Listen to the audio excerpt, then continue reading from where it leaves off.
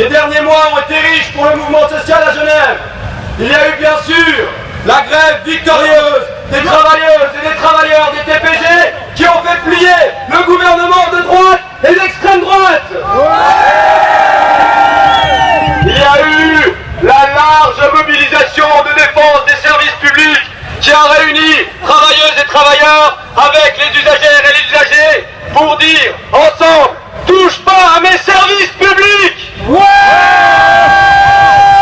Plus récemment encore, des mobilisations pour des conditions d'accueil dignes des migrantes et des migrants qui ont fait plier Baudet, obligé de renoncer au renvoi du requérant ailleurs. De toutes ces mobilisations, nous avons à apprendre.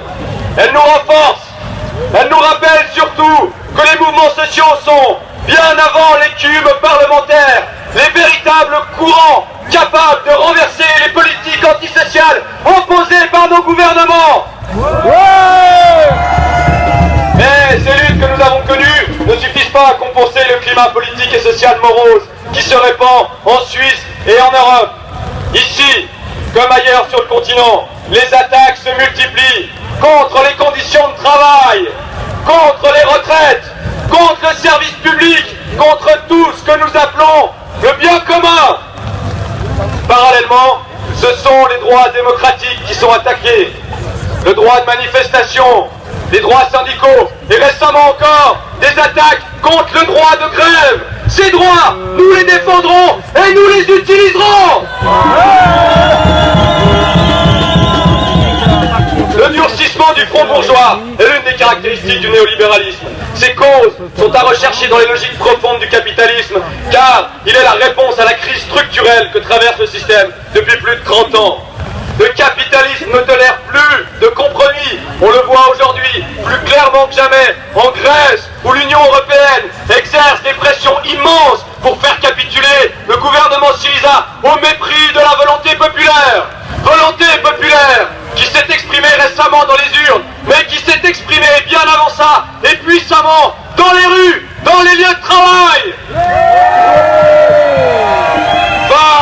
Face à toutes ces attaques, il demeure nécessaire de construire un véritable front de lutte capable de battre en brèche l'austérité et toutes les oppressions que porte en lui le capitalisme, comme la nuée et l'orage. L'oppression de classe, mais aussi des discriminations basées sur le genre, sur les orientations sexuelles, sur l'origine.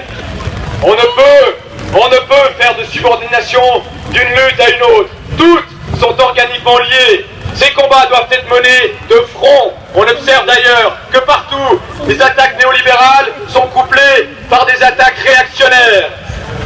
Devant l'intransigeance des classes dominantes, les revendications, même les plus modestes, exigent un degré élevé de confrontation.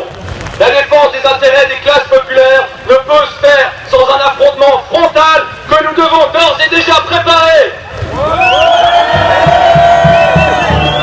Face à l'élargissement rapide et forcé de la sphère marchande qui engloutit des pans toujours plus larges de la vie sociale, nous devons opposer un projet de société remettant au centre les notions de solidarité, les notions de bien commun. Cela passe aujourd'hui par la défense des droits du travail comme des droits démocratiques, la défense des services publics et des biens naturels, avec pour horizon indéfectible la règle simple de chacun selon ses capacités, pour chacun selon ses besoins. Les défis et les luttes que nous aurons à mener dans les temps à venir sont nombreux. Il y a l'accord de commerce sur les services, aussi appelé TISA, qui veut libéraliser massivement le service public. Il y a la troisième réforme d'imposition des entreprises qui veut diminuer massivement l'imposition sur le capital, ce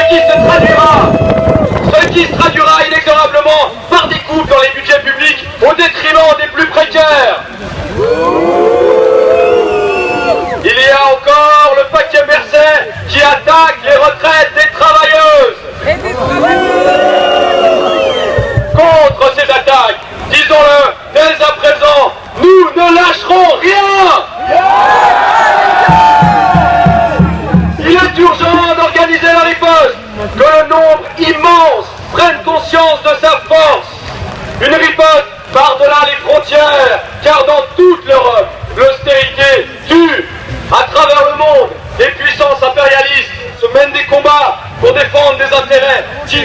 pas les nôtres et qui entraînent des peuples entiers dans la guerre et la misère et qui entraînent des milliers de personnes vers un exil forcé.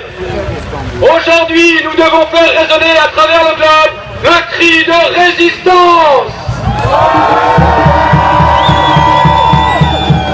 Résistance contre le capitalisme qui tue aussi bien dans les usines qu'en Méditerranée. Résistance contre le capitalisme qui marchandise les vies humaines et la nature.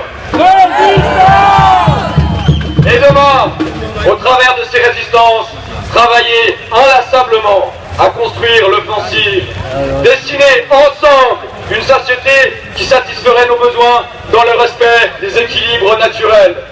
Conscient que nous n'avons que peu de choix, socialisme ou barbarie. Merci.